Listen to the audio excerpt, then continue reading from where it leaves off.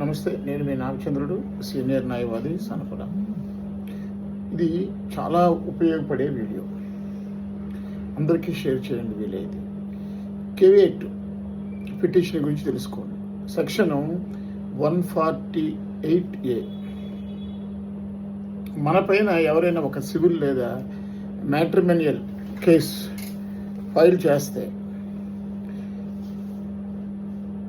File చేసి మనకి తెలియకుండా ఆర్డర్ తీసుకోవాలి అనుకుంటే, మనకు అనుమానం ఉంటే మనం కోర్టులో కేవేట్ పిటిషన్ ఫైల్ చేయొచ్చు. దీని అర్థం, నాపై సివిల్ కేసు ఫైల్ చేస్తే ఆ విషయం ముందుగా నాకు తెలియచేయమని కోర్టుని అభ్యర్థించడం. ఈ కేవేట్ పిటిషన్ ఆర్డరు 90 రోజుల పాటు ఫోర్స్లో ఉంటుంది. తర్వాత కావాలి అంటే మనం మళ్ళీ ఫైల్ చేయొచ్చు. కాబట్టి ఈ వీడియో చాలా వరకు అందరికీ ఉపయోగపడుతుంది. ఎందుకంటే మన మీద ఇప్పుడు ఉండే పరిస్థితుల్లో ప్రతి ఒక్కరూ కూడా ఏదో ఒక ఇబ్బంది పెడుతూ ఉన్నారు. కాబట్టి మనని సివిల్ మ్యాటర్స్లో మన సైటు కబ్జా చేయడమో, ఇల్లు కబ్జా చేయడమో, కాకపోతే ఇంకేదైనా రకరకాల కబ్జాలు చేస్తున్నారు.